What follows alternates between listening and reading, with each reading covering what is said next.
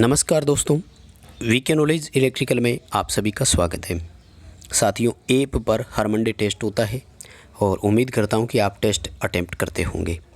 यदि test attempt नहीं कर पाते हैं तो अभी जाइए, इस वीडियो के डिस्क्रिप्शन में आपको लिंक दिया हुआ है, वहां से ऐप डाउनलोड कीजिए और हर मंडे तैयार रहिए। सुबह 9 बजे से शाम 5 बजे तक टेस्ट होता है। दोस्तों, ऐप पर हमारा ये टेस्ट नंबर 15 है और ऐप में जो भी टेस्ट होता है उसका सॉल्यूशन वीडियो हम यूट्यूब पर देते हैं, इसलिए हमारे यूट्यूब चैनल को भी आप सब्सक्राइब ज़रूर करें अगर आपने अभी तक नहीं कर रखा है। सभी 25 क्वेश्चन को हम इस वीडियो में कम्प्लीटली सॉल्यूशन करेंगे, कारण सहित आपको उत्तर बताएंगे। रिक्वेस्ट रहेगी वीडियो को लास्ट तक देखना।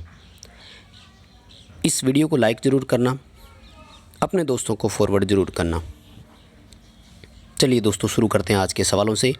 आपके जो सवाल गलत हुए उनको भी मिलान कर लीजिए, साथ में क्रॉस चेक हो जाएगा आपका भी।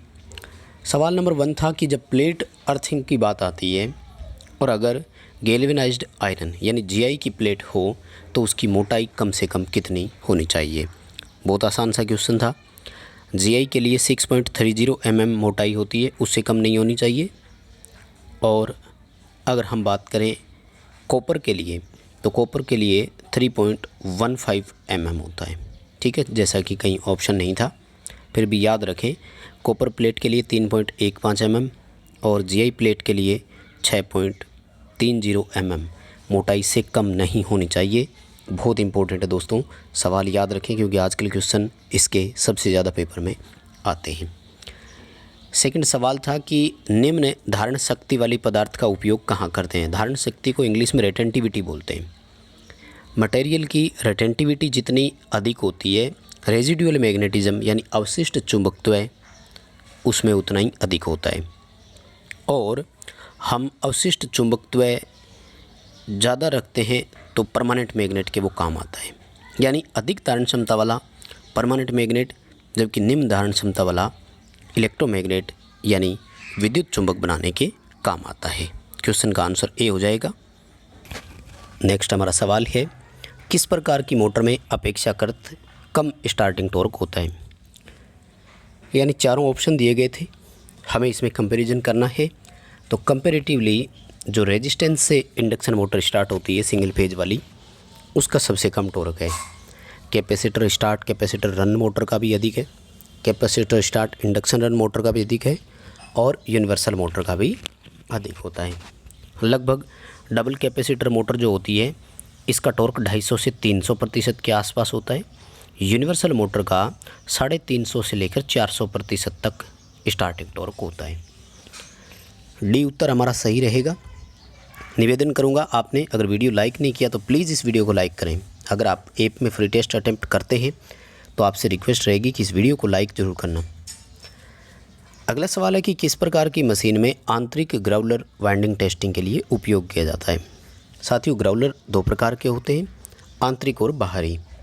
जो आंतरिक ग्राउलर होता है वो एसी मोटर के स्टेटर वाइंडिंग की जांच में काम आता है, जबकि बाह्य ग्राउलर जो होता है वो आर्मेचर वाइंडिंग की टेस्टिंग के काम आता है। क्वेश्चन का आंसर ए हो जाएगा। अगला सवाल है, सिंगल लेयर वाइंडिंग है, टोटल कॉइल्स की संख्या कितनी होगी। साथियों, वाइंडिंग सामान्यतः 2 तरह की होती है, वैसे तो 3 भी होती है, सिंगल लेयर, डबल लेयर और मल्टी लेयर होती है। सिंगल लेयर का मतलब होता है कि एक स्लॉट में एक साइड आएगी। ठीक है दोस्तों, और ध्यान रखें 2 साइड जो होती है ना वो मिल कर के एक कॉइल का निर्माण करती है। इसका मतलब साइडें उतनी ही है जितने की स्लॉट है। इसका मतलब कॉइल कितनी है, फिर स्लॉट की आधी। सीधी सी बात ये ध्यान में रखनी है, हाफ ऑफ द स्लॉट हो जाएगा। सिंगल लेयर में अगर 24 स्लॉट है तो कॉइल 12 ही होगी, क्योंकि 12 कॉइल की साइड कितनी बनती है, 24, और एक स्लॉट में एक साइड आएगी, ना कि एक कॉइल आ रही है। ठीक है। अगर डबल लेयर वाइंडिंग का सवाल है तो फिर ध्यान रखें इक्वल टू दी स्लॉट आता है। डबल लेयर का मतलब होता है एक स्लॉट में 2 परत आएगी, तो उसमें क्या रहेगा, फिर 2 परत का मतलब हो गया कि उसमें सीधे सीधे एक वाइंडिंग ही आ गई। अगला सवाल है, नीचे दिए गए चित्र में बिंदु ए और बी के बीच वोल्टेज का मान कितना है। दोस्तों, एक सर्किट दिया गया है जिसमें सर्किट ओपन हो गया ए और बी बिंदु के बीच में। यहाँ देखो, सप्लाई वोल्टेज का मान 100 वोल्ट है और मैंने हमेशा बताया आपको ध्यान रखना, ओपन सर्किट पर वोल्टेज मैक्सिमम होती है और ये सदैव सप्लाई वोल्टेज के बराबर होती है। यानी परिपथ में 100 वोल्ट है तो पॉइंट ए और बी के बीच में भी वोल्टेज का मान कितना होगा, 100 वोल्ट ही होगा। ए ऑप्शन आपका यहाँ पर सही हो जाएगा। 40 वाट और 24 वोल्ट वाले एक इक्विपमेंट का गर्म प्रतिरोध कितना होगा। दोस्तों V²/P से जो आप कैलकुलेट करते हैं वो हमेशा हॉट रेजिस्टेंस ही होता है, यानी फॉर्मूले से जो गणना की जाती है वो गर्म प्रतिरोध कहलाता है।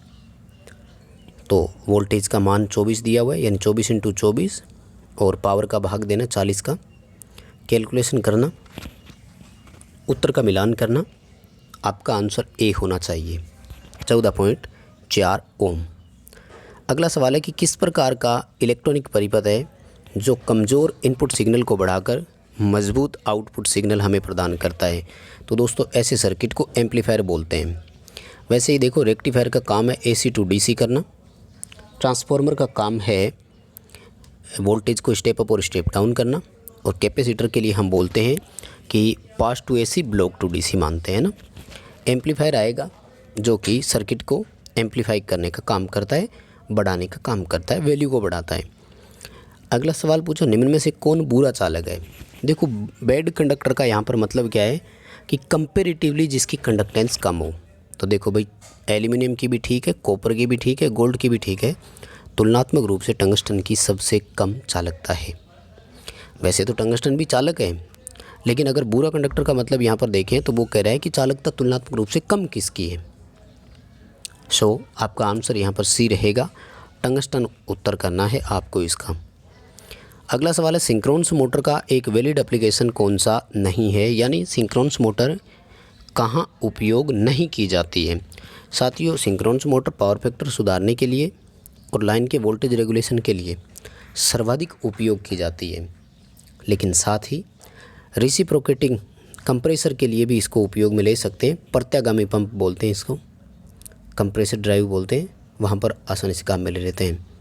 जो इलेक्ट्रिक लोकोमोटिव होती है वहाँ पर DC सीरीज मोटर या फिर स्लिप-रिंग इंडक्शन मोटर का चूज किया जाता है, क्योंकि हाई स्टार्टिंग टॉर्क की ज़रूरत होती है लोकोमोटिव में। एंड जैसा कि हम जानते हैं, synchronous motor is not self starting, synchronous motor self start नहीं होती है। सो इसका स्टार्टिंग टॉर्क जो है वो 0 माना जाता है। डी हो जाएगा, लोकोमोटिव में सिंक्रोनस मोटर का कोई यूज़ नहीं है। नेक्स्ट सवाल है कि बंडल्ड चालक जो होते हैं उनके सब कंडक्टर यानी उनके बीच में तार, आजकल आपने ट्रांसमिशन लाइन में देखा होगा कि ऐसे 4 तार जा रही होती है दोस्तों, ठीक है ना, ऊपर नीचे 4 तारें होती है ऐसे, और इन चारों तारों को आपस में ऐसे बांध करके रखा जाता है। तो ये एक ही तार होती है, ठीक है ना, इनको बोलते हैं बंडल्ड कंडक्टर। ये line reactance, corona, skin effect सबको कम करने के उद्देश्य से लिया जाता है। तो इनमें जो 2 चालक होते हैं उनके बीच अगर डिस्टेंस की बात की जाए तो वो है 30 सेंटीमीटर, 30 सेंटीमीटर के डिफरेंस से होते हैं इसमें चालक जितने भी होते हैं। अगला सवाल है, अल्टरनेटर EMF में वेव के 7th हार्मोन को हटाने के लिए फ्रैक्शनल पिच का मान कितना होना चाहिए।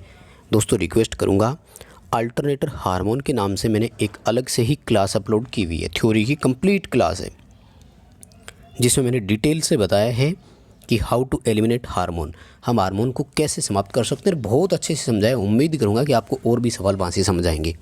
अभी जाइए प्लेलिस्ट में अल्टरनेटर का टॉपिक निकालिए, उसमें हार्मोन वाला निकालिए। वैसे याद रखें, जिस हार्मोन को हटाना है ना, तो ध्यान रखें उसको 3 से विभाजित संख्या का भाग दे सकते हो, यानी वो 3/7 से हो सकता है, वो 6/7 से हो सकता है, वो 9/7 से हो सकता है। यानी एक तो नीचे वो हार्मोन की संख्या ही होनी चाहिए और ऊपर 3 से विभाजित संख्या होनी चाहिए बस।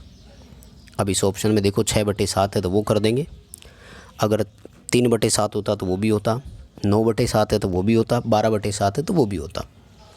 यानी ऊपर 3 से विभाजित संख्या और नीचे हार्मोन की संख्या हो तो वो उत्तर सही माना जाता है। निम्न में से सत्य असत्य कथन कौन सा है बताइए। सिंक्रोनस मोटर सेल्फ स्टार्ट नहीं होती है, तो ये स्टेटमेंट सही है। और सिंक्रोनस मोटर की स्टार्टिंग के लिए डैम्पर वाइंडिंग की अपेक्षा सहायक वाइंडिंग वाली विधि को प्राथमिकता दी जाती है, तो ये गलत है। सिंक्रोनस मोटर को स्टार्ट करने के लिए हम डैम्पर वाइंडिंग को प्रायोरिटी देते हैं, ना कि ऑक्सिलरी वाली वाइंडिंग मेथड को। तो स्टेटमेंट 1 जो है वो तो ट्रू है और स्टेटमेंट 2 जो है वो फॉल्स है। तो ट्रू कॉमा फॉल्स उत्तर हो जाएगा। ठीक है। अगला सवाल है डीसी जनरेटर में आर्मेचर पर डबल लेयर लैप वाइंडिंग है। अब थोड़ा सा यहाँ पर गलती क्या करी है इसने, देखो 6 चालक प्रति स्लॉट दे दिया और डबल लेयर लिख दिया। वास्तव में ये डबल लेयर नहीं मल्टी लेयर वाइंडिंग है। 6 चालक प्रति स्लॉट होने का मतलब क्या हो गया दोस्तों, सीधी सी बात यह है कि अगर हम वाइंडिंग के हिसाब से देखें तो 3 परत हो गई एक में। 6 चालकों का मतलब कितना माना जाएगा, 3 परत मानी जाएगी। टोटल 72 स्लॉट है। आर्मेचर में कम्यूटेटर सेगमेंट की संख्या कितनी होती है साथियों? कम्यूटेटर सेगमेंट की संख्या वाइंडिंग संख्या के बराबर होती है, कॉइल संख्या के बराबर होती है। आर्मेचर कॉइल्स की संख्या कम्यूटेटर सेगमेंट्स की संख्या बराबर होती है। सो इस 72 को 3 से मल्टीप्लाई कर दीजिए, हमारा उत्तर आएगा 216। तो 216 सेगमेंट की आवश्यकता यहाँ पर होगी। अगला सवाल है कि पीक पॉइंट के बाद एक यूजेटी किस में प्रचालित होती है? साथियों यूजेटी के ऑपरेशन में 3 चीज़ें होती हैं। पहला है कट ऑफ रेजिन, तो ये होता है पीक पॉइंट से पहले, ठीक है ना। शिखर बिंदु से पहले का जो एक यूजेटी का ऑपरेशन होता है वो कट ऑफ क्षेत्र माना जाता है। उसके बाद पीक पॉइंट से लेकर सिलिकॉन वैली आती है, वहाँ तक नेगेटिव रेजिस्टेंस प्रचालन माना जाता है। ठीक है, सॉरी सिलिकॉन वैली नहीं बोलते हैं, वैली पॉइंट बोलते हैं उसको। पीक पॉइंट के बाद में वैली पॉइंट आता है। तो वैली पॉइंट के बाद जो ऑपरेशन होता है उसको सैचुरेशन रेजिन कहा जाता है। और पीक पॉइंट और वैली पॉइंट के बीच का जो रेजिन होता है उसको नेगेटिव रेजिस्टेंस रेजिन कहा जाता है। दोबारा बता देता हूँ, पीक पॉइंट से पहले कट ऑफ, वैली पॉइंट के बाद सैचुरेशन, पीक पॉइंट और वैली पॉइंट के बीच नेगेटिव रेजिस्टेंस क्षेत्र। अगला सवाल, किसे IGFET भी कहा जाता है? पूरा नाम होता है insulated gate field effect transistor और ये मोसफेट का दूसरा नाम होता है। Metal oxide semiconductor field effect transistor. किसका संकेत दिया गया डायग्राम में? भाई 2 गेट जिसमें होते हैं ना उसका नाम है SCS silicon controlled switch. SCR में 1 गेट होता है, SCS में 2 गेट होते हैं। FET मोसफेट SCR इनके टर्मिनलों के नाम याद रखो, बस याद रह जाएगा। FET और मोसफेट में गेट ड्रेन और सोर्स नाम के 3 सिरे होते हैं।